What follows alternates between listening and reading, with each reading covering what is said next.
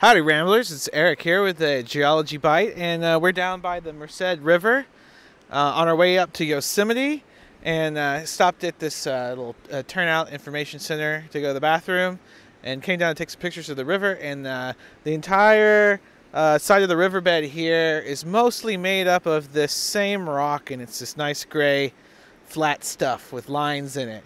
So the first thing it goes through my mind is, well, it could be sedimentary or it could be metamorphic, because either of those could have been originally put down by deposition. And I think I'm going to have to go with some sort of slate, or really closely related to slate, because it's no longer like a shale or a siltstone, and it's pretty clear looking in the sun that you can see minerals sparkle, and those minerals don't typically recrystallize to something you can see that would look different than sandstone or limestone or shale until it's been under some heat and pressure.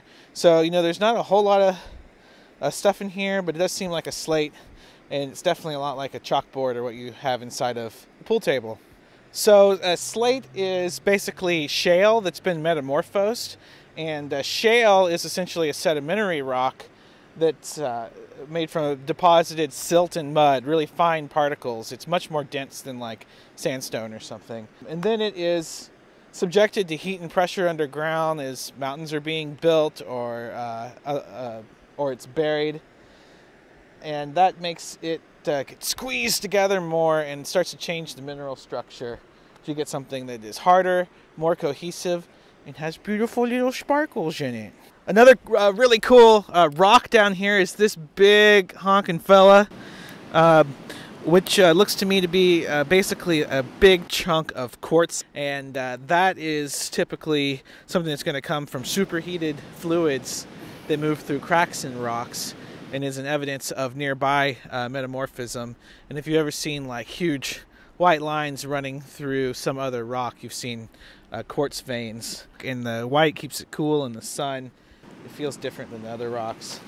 Quartz veins with all that superheated mineral-rich fluid are often associated with interesting mineral deposits that people are looking for.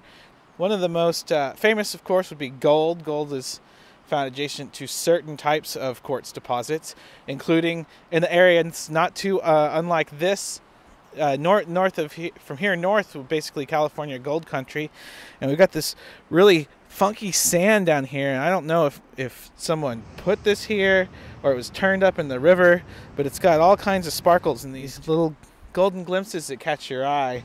Now, we looked closely, and the stuff that we saw had more of a structure than you might expect from gold. Is maybe pyrite, some fool's gold in there, but there's also things that look like they could be mica, and these are actually probably, you know, other little crystals. This actually up close looks more like little crystals, but beautiful in the sun. I don't know where that came from, but it's all related, and you can actually see some little veins even in the rocks over here. We'll try and get a shot of that where quartz has come in. One of the things that makes you really connect to nature is looking around for its little clues that actually tell you how it works. So I hope you learned something, and until next time, ramble on.